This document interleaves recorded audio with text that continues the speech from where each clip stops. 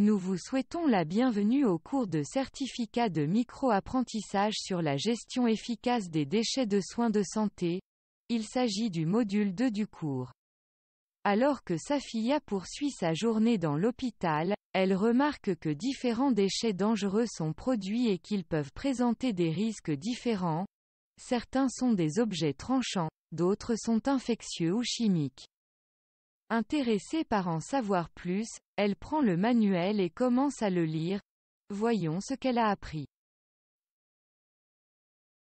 Dans la leçon 1 de ce module 2, nous avons étudié la classification de base des déchets médicaux, à savoir les déchets dangereux et non dangereux.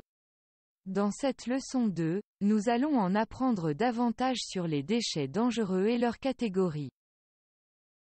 Les déchets biomédicaux provenant des centres de santé, des laboratoires de diagnostic, ainsi que les déchets des laboratoires de recherche contenant des biomolécules ou des organismes dont la propagation dans l'environnement est essentiellement limitée, sont tous considérés comme des déchets dangereux. Les déchets dangereux des soins de santé peuvent être classés dans les catégories suivantes. Les déchets tranchants, les déchets infectieux, les déchets pathologiques, les déchets pharmaceutiques, y compris les déchets génotoxiques, les déchets chimiques, les déchets radioactifs, les déchets à forte teneur en métaux lourds, et les conteneurs sous pression. Comprenons-les un par un. Les objets qui peuvent infliger des coupures ou des blessures par perforation sont appelés déchets tranchants. Par exemple, les aiguilles, les sets de perfusion, les scalpels, les lames et le verre cassé. Les déchets infectieux sont des matériaux suspectés de contenir des agents pathogènes en concentration ou quantité suffisamment élevée pour infecter des hôtes sensibles.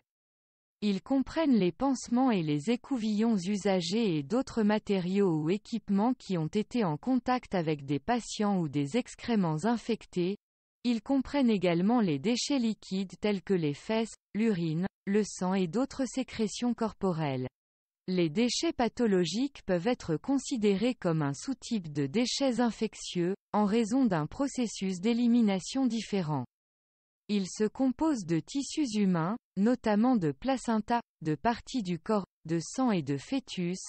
Les déchets anatomiques sont un sous-groupe des déchets pathologiques et sont constitués de parties du corps reconnaissables. Les déchets pharmaceutiques sont des articles contaminés par des produits pharmaceutiques ou en contenant. Les déchets pharmaceutiques sont des articles pharmaceutiques périmés, inutilisés, renversés et contaminés, des médicaments prescrits et exclusifs, des vaccins et des sérums qui ne sont plus nécessaires. Ils doivent être éliminés de manière appropriée en raison de leur nature chimique ou biologique. Les récipients de médicaments sont également inclus dans cette catégorie. Les déchets chimiques sont des produits chimiques solides, liquides et gazeux mis au rebut. Ils peuvent être considérés comme dangereux s'ils sont toxiques, corrosifs, inflammables, réactifs et oxydants. Les déchets chimiques sont des substances chimiques telles que les réactifs de laboratoire, les révélateurs de films, les désinfectants périmés ou inutiles et les solvants. Les déchets radioactifs sont des matières contaminées par des radionucléides. Ils sont produits par des techniques comme l'analyse in vitro des tissus et des fluides, l'imagerie in vivo des organes et la localisation des tumeurs, ainsi que par diverses méthodes d'investigation et de thérapie. Il existe de nombreux types différents de déchets médicaux radioactifs, mais essentiellement tout ce qui entre en contact avec des traces d'isotopes spécifiques ou une source de rayonnement plus forte, comme les équipements médicaux, les matériaux d'emballage, les liquides de lavage, les lingettes en papier ou même les vêtements, entrent dans cette catégorie.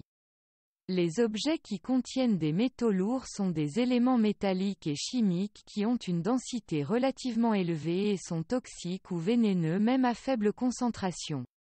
Les déchets à forte teneur en métaux lourds comprennent les piles, les thermomètres cassés, les tensiomètres, etc. Les conteneurs pleins ou vides contenant des liquides, des gaz ou des matériaux en poudre sous pression sont appelés déchets de conteneurs sous pression. Les récipients pressurisés sont les bouteilles de gaz, les cartouches de gaz et les bombes aérosols. Après une journée de travail, Safiya décide de faire le tour de l'hôpital et d'identifier les déchets dangereux et non dangereux produits par les différents services.